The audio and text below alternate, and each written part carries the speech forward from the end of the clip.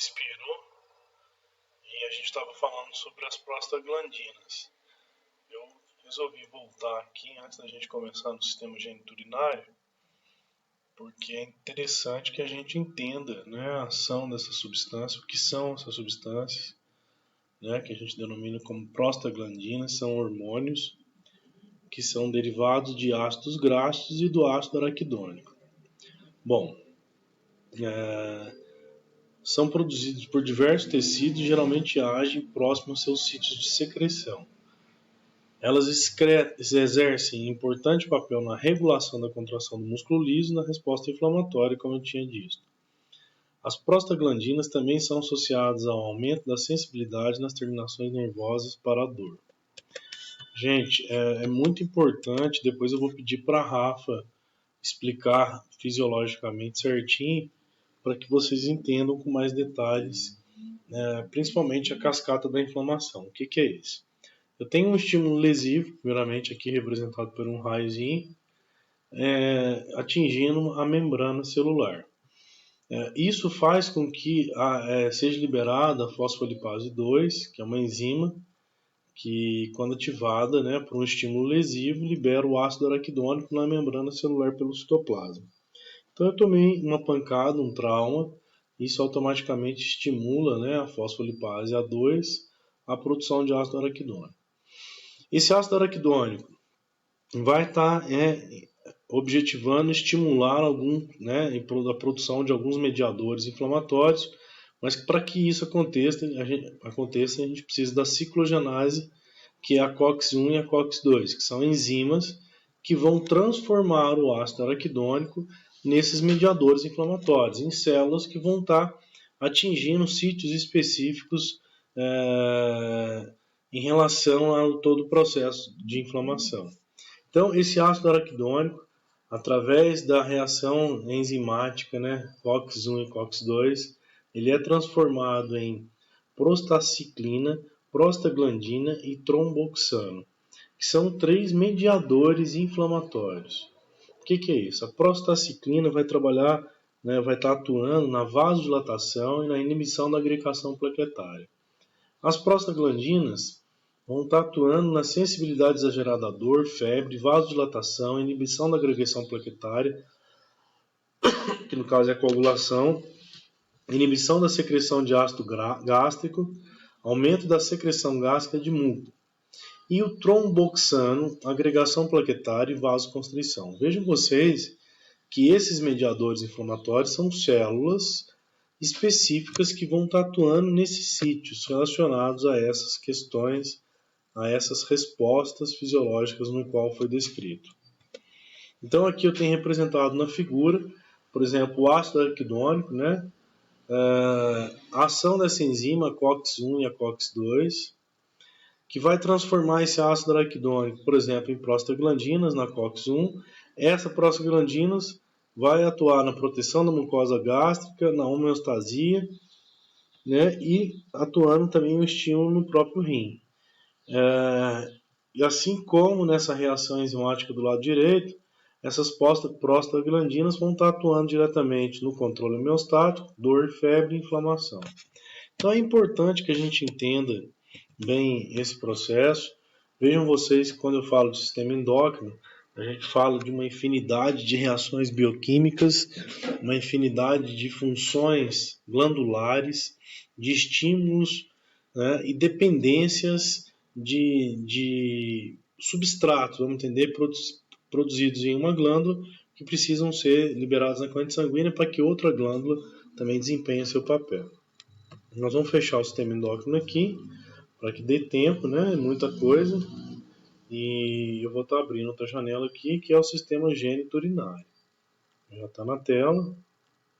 E a gente já começa a falar um pouquinho dele, que na verdade já é só um complemento do que a gente falando, mais especificamente nós vamos estar falando, né, desse sistema geniturinário, desses órgãos anatômicos e a fisiologia do sistema geniturinário. Bom, a figura representa aqui os principais órgãos: bexiga, ureter, rim, a uretra. Eu tenho uma ação, né, vindo lá da neurohipófise, representada na figura, que vai, né, através da vasopressina ou da ADH, estimular a produção na glândula suprarrenal, né? Tem a ação da aldosterona também, fazendo com que haja, né, um produto final que a gente conhece como diurese. Bom, o sistema urinário é constituído pelos órgãos uropoéticos, ou seja, incumbidos de elaborar urina e armazená-la, temporariamente, logicamente, até ser eliminado no seu exterior. Na urina encontramos o ácido úrico, a ureia, o sódio, o potássio e o bicarbonato. Bom, esse aparelho pode ser dividido em órgãos secretores, são os que produzem a urina, e os órgãos excretores, que são encarregados de processar a drenagem da urina para fora do corpo. Então, eu tenho os órgãos urinários compreendentes: 2 rins, que produzem a urina, os 2 ureteres, ou 2 ductos, 2 canais que transportam a urina, até a bexiga, né? Não podemos confundir isso. Aí eu tenho a bexiga, onde fica armazenada essa urina por algum tempo, e a uretra, que é o canal, o ducto no qual vai expelir a urina da bexiga para o exterior. Além dos rins, as estruturas restantes do sistema urinário funcionam como um encanamento constituído de vias, que a gente denomina de trato urinário. Essas estruturas compreendem os ureteres, a bexiga e a uretra. Não modificam a urina ao longo do seu caminho, ao contrário, somente armazenam e conduzem a urina do rim até o meio externo. Aqui uma figura, né, bem legal, mostrando a parte estrutural óssea, localização dos rins, né, os ureteres, ligando os rins até a bexiga, e aqui, da bexiga para o meio externo, no finalzinho, um pedacinho tem a uretra. Bom, os rins são órgãos pares, em forma de grão de feijão, localizados logo acima da cintura pélvica, entre o peritônio e a parede posterior do abdômen. Sua coloração é de vermelho parda. Estão situados ao lado da coluna vertebral, na região superior à parede posterior do abdômen, estendendo da 11ª costela, né, e o processo transverso da 3ª vértebra lombar. Na região, vamos falar assim, lombar mesmo. São descritos como órgãos reto-peritoneais, por estarem posicionados por trás do peritônio na cavidade abdominal. Então é muito comum a gente ouvir essa palavra reto-peritoneal, né? Está atrás do peritônio, então está atrás da parede da cavidade abdominal. São recobertos pelo peritônio, que é aquela membrana, e circulados por uma massa de gordura de tecido frouxo. Aí aqui tem a dimensão de cada rim, aproximadamente 11 centímetros. O esquerdo é um pouquinho mais comprido e estreito que o direito. O peso do rim em torno de 125 a 170 gramas, né? E características aqui que não vem ao caso. Bom, aqui a gente vê o formato exato do rim e a glândula suprarrenal acima dele, representada. Aí mostra aqui, ó, na margem medial côncava de cada rim encontra-se a fenda vertical, o hilo renal. Lembram vocês que no sistema pulmonar a gente tinha o hilo pulmonar, no fígado eu tenho o hilo no fígado e no rim também. O hilo, na verdade, é um local de confluência, de passagem, né? Onde eu tenho a artéria renal passando, veias, enfim. Então, no hilo, a veia renal está anterior à artéria renal, que está anterior à pévia renal. Isso não interessa. Importante que na hora que falar hilo renal, vocês sabem que é a passagem, principalmente dos vasos que vão estar nutrindo esse órgão. Bom, o seio renal é ocupado pela pelve renal, cálice, nervos, vasos sanguíneos, linfáticos, uma variedade de quantidade de gordura. Então eu tenho o hilo renal representando pelo parênteses em preto aqui. Depois eu vou ter o que? O seio, ó, toda a estrutura do rim, né? E quando a gente tem um corte do rim, que eu não sei se tem aqui, eu vou ter o córtex e os cálices renais. Mas, gente, vamos entender só a função desse órgão. Bom, esse rim ele apresenta duas faces, duas bordas e extremidades. Face anterior e posterior, duas bordas medial e lateral, e a extremidade superior, onde está a glândula suprarrenal, e a inferior, que está mais ou menos a nível de L3.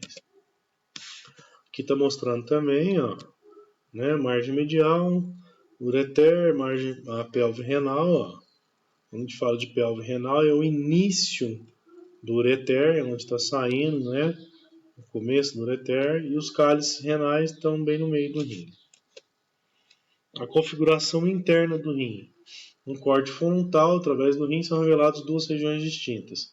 Uma área avermelhada de textura lisa, chamada de córtex, e uma área marrom avermelhada profunda, denominada de medula renal. Eu acredito que tenha uma figura mais à frente. A medula consiste em estruturas cuneiformes nas pirâmides renais. Bom, as partes do córtex renal se estendem entre as pirâmides renais e são chamadas de colunas renais. O que eu queria que vocês soubessem é o seguinte: junto os córtex e as pirâmides renais, a medula constitui a parte. O córtex e a medula é a parte funcional do rim, ou o parênquima do rim. Isso que é importante. É onde ocorre a filtragem do sangue. No parênquima estão as unidades funcionais dos rins, que são cerca de 1 milhão de estruturas microscópicas chamadas de néfrons. Então, néfrons são as unidades funcionais dos rins. É aquelas unidades onde ocorre realmente a filtragem do sangue. Então, a urina é formada pelos néfrons, drena para os grandes ductos papilares, que se estende ao longo das pápulas renais das pirâmides.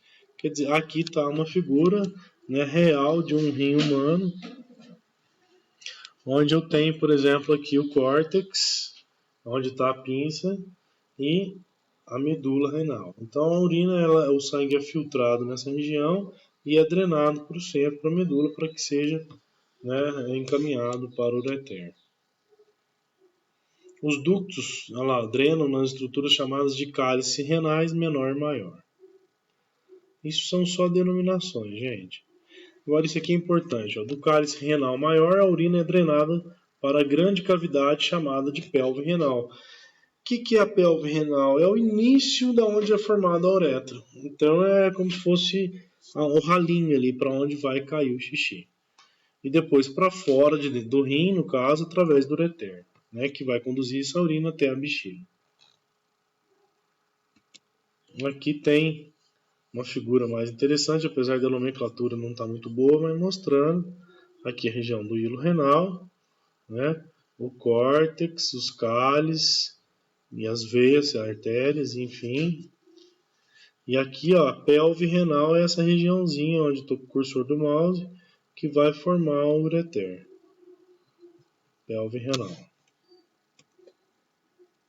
Os néfrons.